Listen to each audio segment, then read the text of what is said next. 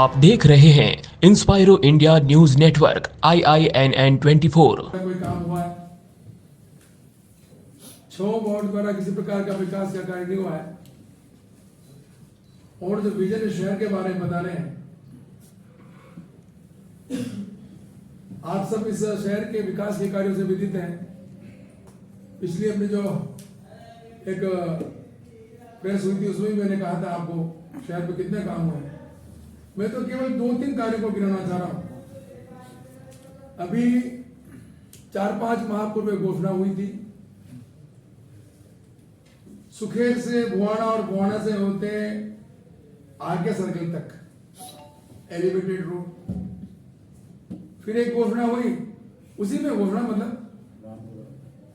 अपने फतेहपुरा से सुखेड़ा सर्कल तक और मदन मोहन आयुर्वेद कॉलेज से लगाकर रामपुरा चौराहा तक एलिवेटेड रोड बनाना। विधानसभा घोषणा है। हाँ, उसमें भी लगा DPR बने, क्या हुआ, विजिबिलिटी है नहीं है।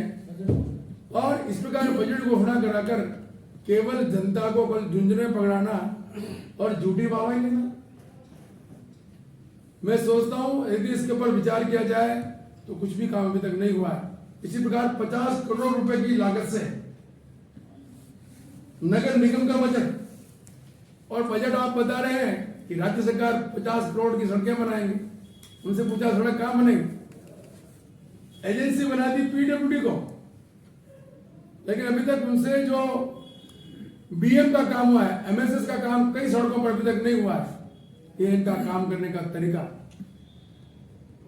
और जिस प्रकार से ये कहते हैं हम पहाड़ों को बचाएंगे, हम झीलों को बचाएंगे।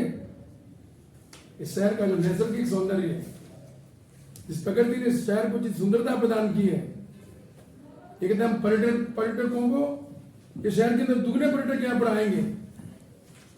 मैं ये कहना चाहता हूं, इन 5 सालों के अंदर आप सभी लोग साक्षी हैं, आकर आपके पास अनंत हर चीज की जानकारी है। जिस निर्मम ढंग से पहाड़ों को काटा गया, और समय समय पर हमने भी जाकर तत्कालीन जिला कलेक्टर महोदय गए, जिला कलेक्टर महोदय दलाली का खेल बंद करो, तुम्हारे कमरे में दलाल को बिठा रखते हो, उसको बंद करो उनको। यूएटी में बैठता दलाल सारे।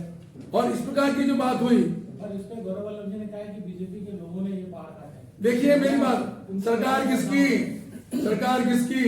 गहलोत सरकार।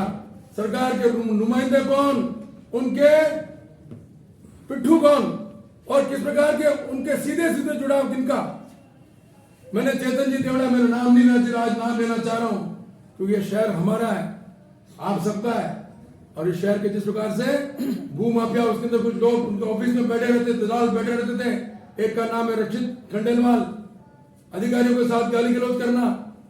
फादा की 651, 52, 53, 669 पहाड़ी को काटा गया। हमने जाकर मेमोरेंडम दिया।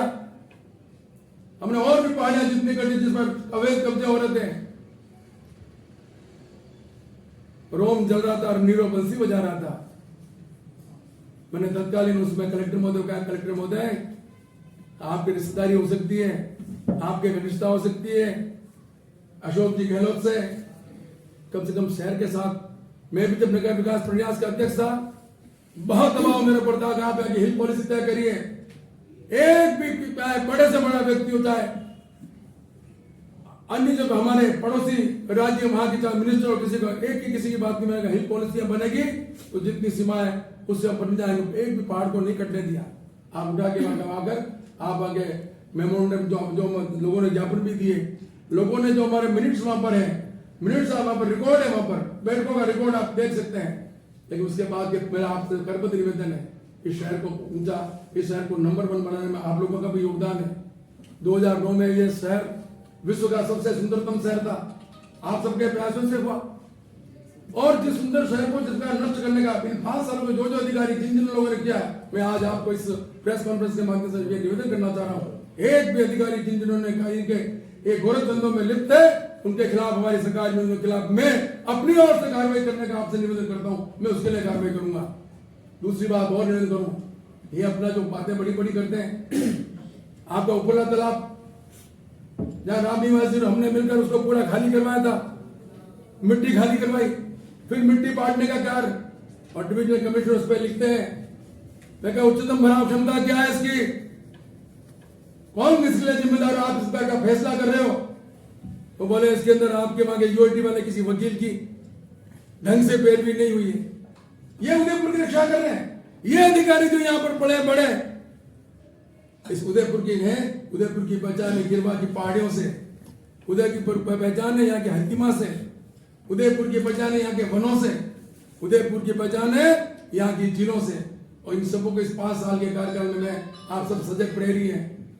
आपके बिना आज समय सारे देश के अंदर देखा जाए जितना प्रेस का काम, जितनी आप निर्भीकता से साथ बिल्कुल न्याय के साथ इन मुद्दों को उठाते हैं, मेरा निवेदन है इन लोगों के गोरख धंधे जिन्होंने काले कारनामे किए हैं, जिन्होंने इस प्रकार की भूमि जो जिनका कई प्रकार का यहाँ पे मैं चर्चा नहीं करना चाह रहा हूं, संपत्तियों का जिस प्रकार से उन्होंने जो हमारे मिला नाम जमीनें थी उनको किनके नाम पे कर दी, कई घोटाले किए, उन घोटालों का संरक्षण किसका है? इस राज्य सरकार के अंदर, गहलोत सरकार के अंदर बैठे हुए सभी मंत्रियों का इन पर बरदस्त है। लोग कहते जाओ क्या कर लोगे, हम तो काम करा लेंगे। ये जो मैं आपसे न्यूज रहा हूँ, ये बातें कहते हैं कि मैं दुगने पर्यटक जाए, कहाँ से आ जाएंगे दुगने पर्यटक? अरे दुगने पर्यटक के लिए हमने काम कर चुके हैं, हमने हवाई सेवा के विस्तार से पैसा दिया है, हमारा भी एक विजन है। आप ठीक है, आप बहुत पढ़े लिखे अच्छे, बहुत अच्छी बातें हैं, लेकिन हर चीज के अंदर पढ़ा लिखा होने ही सब कुछ नहीं है। शहर की जुड़ाव के, शहर के लोगों के साथ आपका जुड़ाव कैसा है, आपके उनके दुख दर्द में सहभागी बनकर उनके साथ मिलकर कार्यकर्ताओं के बीच, जनता के बीच आपका उठना बैठना कैसा रहा है? कितने वर्ष से जो समस्या आ रही है, ये झीलों से सीवरेज लाइन निकालने वाली बात भी 12 करोड़ रुपए का काम किया था, क्यों इन लोगों ने उसके अंदर काम क्यों नहीं किया? ये तो कांग्रेस सरकार के अधिकारी थे, तो अधिकारियों की निश्चिंत क्यों है? जो घोटाले क्यों, जमीनों के घोटाले निकलेंगे, पहाड़ों के घोटाले निकलेंगे, नदियों के घोटाले निकलेंगे, और जिलों के दायरों को संकुचित करने का प्रयास कर रहे जो अधिकारी होते हैं, चाहे बीजेपी का हो, चाहे कांग्रेस का हो, चाहे कोई बड़ा आदमी हो, उसके खिलाफ सख्त कार्य चाहिए, तभी हमारा उदयपुर बचेगा। तभी कहते हैं अपना उदयपुर, हरोपुर उदयपुर, स्वच्छ उदयपुर, तो कौन रक्षा करेगा? जब रक्षक ही भक्षक बन जाएंगे तो इस प्रकार की स्थितियां पैदा हो गई है। मेरे आज अपने मेरे मन की पीड़ा, और मैंने आज आप प्रेस के सामने ही नहीं, मैंने इन समस्याओं के समाधान के लिए जिला कलेक्टर महोदय को और डिविजनल कमिश्नर को ललकारा था, देख लीजिए ये इतने जो गलत धंधे हो रहे हैं। मेरे पे भी दबाव बनाया, मैंने कहा मेरी साथ उसने मेरे को माफ नहीं करेगी यदि मैं इस प्रकार का कोई समझौता कर लूंगा तो। 2018 वाली पहाड़ों की स्थिति देख लीजिए, 2018 के बाद की आज की परिस्थितियां देख लीजिए, और भी ऐसी अनेक जमीनें आज जिन पर लोग किस प्रकार काबिज होकर बैठे। आपने अपनी कलम से जब समय पर ऐसे समूह के कारनामे आपने उजागर किए। मेरा ये कहना है, इसलिए गौरव वल्लभ जी आप ये मत ललकारो कि आपका विकास हुआ ही नहीं है, आप आगे तो आपके पास जादू की छड़ी आप सब कर जाओगे। अरे मानता हूं आप जादू करके आप प्रत्याशी हो, लेकिन अभी वो जादूगरी कला आप में आई नहीं है। आप ठीक है, पढ़े लिखे हैं, ऊंचे अच्छे बोल सकते हैं, चुनौती दे सकते हैं, लेकिन मैं आपसे नहीं कहता हूं उदयपुर के विकास पर यदि किसी प्रकार की चुनौती, किसी प्रकार का बहस करनी है, डिबेट करनी है, मैं तैयार हूं, क्योंकि उदयपुर की मान जनता और यहाँ के सभी लोगों ने उस शहर के विकास के लिए जो कुछ काम कर रहा है। इसलिए रामचरितमानस की लास्ट की चौपाई करना चाहूँ, एक पिता के विपुल कुमारा, ओम प्रथम गुणशील धारा, को पंडित को तापस किया था। पांचों उंगलियां बराबर नहीं है, इसमें बहुत ज्ञान है, लेकिन ज्ञान के साथ साथ में आपका उदयपुर के साथ जुड़ाव क्या है? आज मान लो धारा जी गए जाने, 1 मिनट पकड़, भाई साहब इधर आओ ने, भाई साहब जाने यहाँ जा रहे हैं, प्रकाश जी भाई साहब मेरे को बता रहे हैं, कुमाऊं जी मेरे को काम को करना है। इसलिए मेरा निवेदन है आप सबके सहयोग से, मैं विश्वास करता हूँ भारतीय जनता पार्टी की जो कैडर बेस्ड पार्टी है, कार्यकर्ताओं पर आधारित पार्टी है, बूथ स्तर पर जिनकी पकड़ मौजूद है, उदयपुर शहर से भारतीय जनता पार्टी के प्रत्याशी निश्चित रूप विजय होंगे। और जिस प्रकार से तुष्टीकरण की नीति अपनाकर आज कई प्रकार की घोषणा करें, हम 30,000 स्क्वायर फीट दे देंगे, कोई ग्राम में 5 बीघा जमीन दे दूंगा, कोई ग्राम में 8 बीघा जमीन दे दूंगा। देव अच्छी बात है, सबको देव। हमारे समय भी हमने काम किया था, हमने उसमें मंदिर और मस्जिद में किसी प्रकार का फर्क नहीं किया था। हमने कहा यदि हमारे जो भी अंत्येष्टि के क्रियास्थल है, अंतिम संस्कार के स्थल है, अंतिम संस्कार के स्थलों को विकास करेंगे, तो कब्रिस्तानों के अंदर भी हमने पानी की व्यवस्था की, बिजली की व्यवस्था की, पगडंडी की व्यवस्था की, सड़कों की व्यवस्था की। और आज जिस प्रकार की बातें हमको झूठना पड़ा के राजा हो, कोई जादू छड़ी आप पास नहीं है। और शहर के अंदर ये जो पर्यटक दुगने हो रहे हैं, ये अभी आप देख लीजिए 1 साल का सब आप पास आपको क्या हम बताएं, आप तो दुनिया को बताने वाले हैं कि इस माह में कितने पर्यटक आए, इस माह में कितने पर्यटक आए। तो क्यों आए? आज जो रेल सेवा 2220 करोड़ रुपए का जो तोहफा नरेंद्र मोदी जी ने और देश के प्रधानमंत्री जी और आज रेल मंत्री जी ने दिया है। अनेक आज आप नेशनल हाईवेज वाली बात करें, सपाटे से आज मिनट जयपुर से चला जाएगा।